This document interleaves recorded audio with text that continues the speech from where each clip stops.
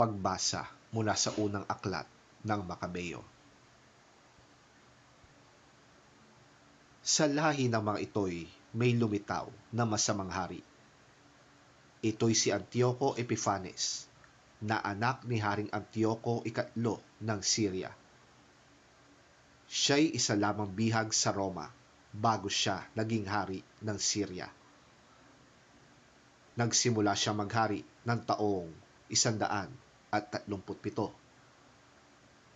Noong kapanahunan ni Antioco Epiphanes, may lumitaw sa Israel na masasamang Hudyo na ayaw sumunod sa kautusan at inaakit pa ang mga mamamayan na makipagkasundo sa mga hintil sa palibot nila. Makipagkasundo na tayo sa kanila. Wala naman tayo napapala sa hindi pakikipagkasundo, kundi pawang kapahamakan. Pang-aakit nila. Ang ganitong panukala ay nagustuhan ng marami, at ang ilan sa kanila ay agad nagpunta sa hari upang humingi ng pahintulot na sumunod sa mga tuntunin ng mga bansang dayuhan. Pumayag naman ang hari. Nagtayo sila ng isang malaking palaruan sa Jerusalem, tulad ng nasa mga lungsod ng mga Griego.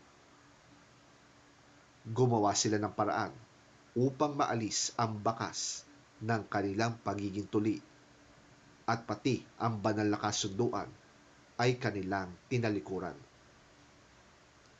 Nakiisa sila sa mga hintil at ginawa nila ang lahat ng uri ng masasamang gawain.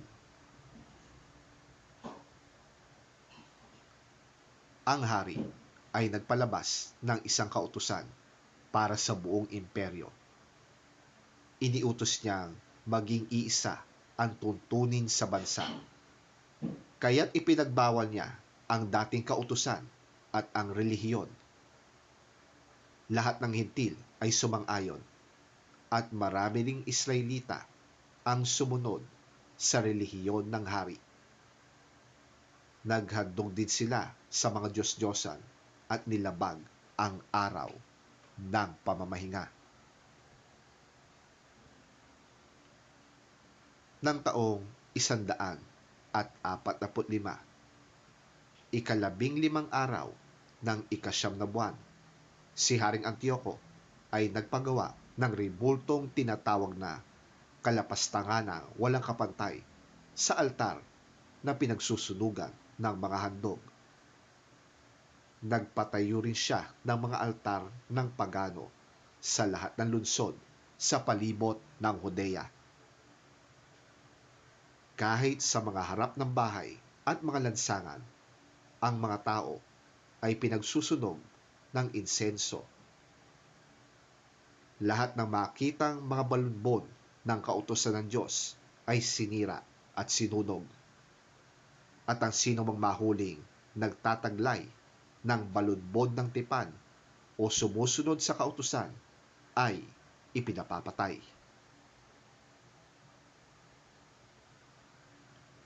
Sa kabila ng lahat ng ito, marami pa ring mga Israelita ang nanatiling tapat at hindi kumain ng anumang pagkaing marumi. Matamis pa sa kanila ang mamatay kaysa maging marumi dahil sa pagkain ng mga hindi ipinahihintulot ng kautusan o kaya'y sumuway sa banal na kasunduan. Marami nga ang namatay sa kanila. Katakot-takot na hirap ang dinanas ng buong Israel.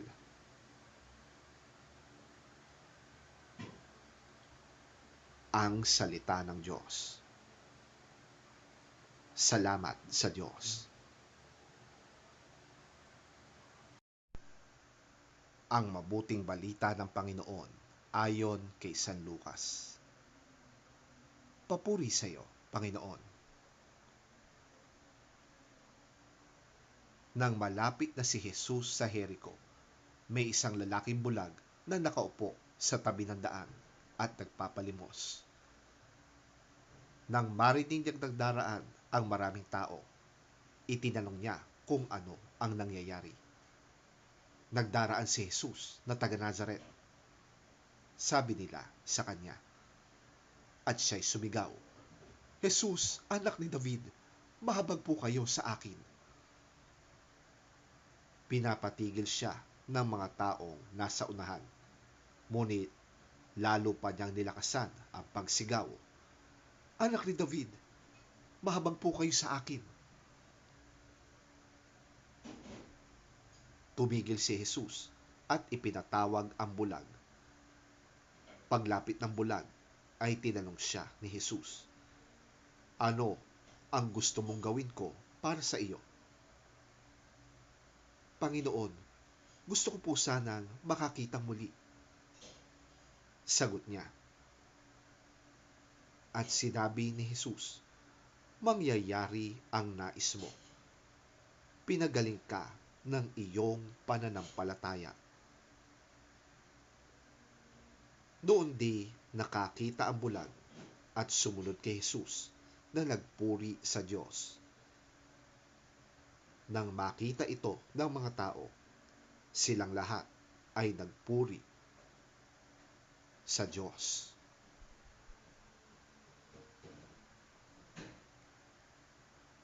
Ang mabuting balita ng ating Panginoon.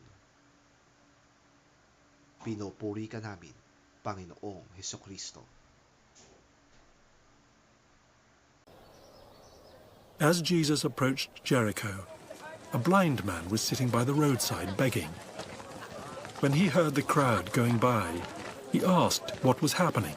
They told him, Jesus of Nazareth is passing by. He called out, Jesus, Son of David, have mercy on me.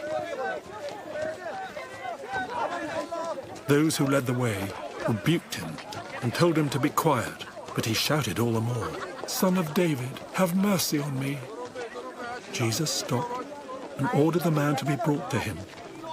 When he came near, Jesus asked him, what do you want me to do for you? Lord, I want to see, he replied. Jesus said to him, receive your sight. Your faith has healed you.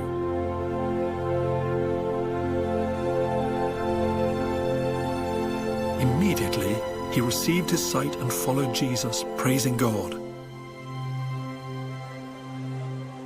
When all the people saw it, they also praised God.